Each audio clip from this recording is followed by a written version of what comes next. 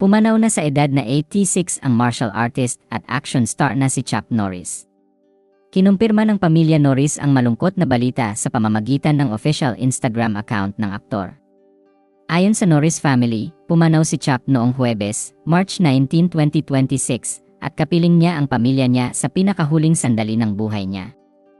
Nagpasalamat ang pamilya Norris sa pagmamahal ng fans kay Chuck na labis umanong pinapahalagahan ng action star. Bukod pa rito, nagpasalamat din ang pamilya sa mga nag-alay ng panalangin at suporta ng naospital ang aktor noong nabubuhay pa ito. Ito ang nakasaad sa pahayag ng Norris family tungkol sa pagpanaw ng action star. It is with heavy hearts that our family shares the sudden passing of our beloved Chuck Norris yesterday morning. While we would like to keep the circumstances private, please know that he was surrounded by his family and was at peace. To the world, he was a martial artist, actor, and a symbol of strength. To us, he was a devoted husband, a loving father and grandfather, an incredible brother, and the heart of our family. He lived his life with faith, purpose, and an unwavering commitment to the people he loved.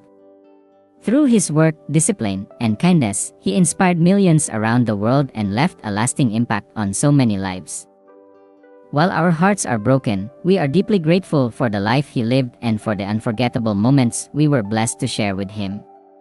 The love and support he received from fans around the world meant so much to him, and our family is truly thankful for it to him. You were not just fans, you were his friends. We know many of you had heard about his recent hospitalization, and we are truly grateful for the prayers and support you sent his way. As we grieve this loss, we kindly ask for privacy for our family during this time. Thank you for loving him with us. With love, the Norris family. Bagamat hindi tinukoy ng Norris family ang sanhi ng pagkamatay ni Chuck, napabalita noong Huwebes ang pagkakaospital ng aktor sa Hawaii dahil sa medical emergency. Sa mga hindi nakakilala, si Carlos Ray Norris Jr., o mas kilala bilang si Chuck Norris, ay isa sa pinakakilalang action star sa Hollywood na sumikat hindi lang sa mga pelikula niya kundi pati na rin sa kanyang disiplina sa martial arts. Ipinanganak si Chuck sa Oklahoma, USA noong March 10, 1940. Nagsimula si Chuck bilang isang martial artist at naging multiple-time karate champion siya bago tuluyang pumasok sa showbiz. Nakilala si Chuck sa kanyang tough guy image at sa kanyang signature roundhouse kick na naging trademark niya sa action films noong dekada 70 at 80. Isa sa mga unang major breaks niya ay ang pakikipaglaban niya sa namayapa na ring martial artist na si Bruce Lee sa pelikulang The Way of the Dragon.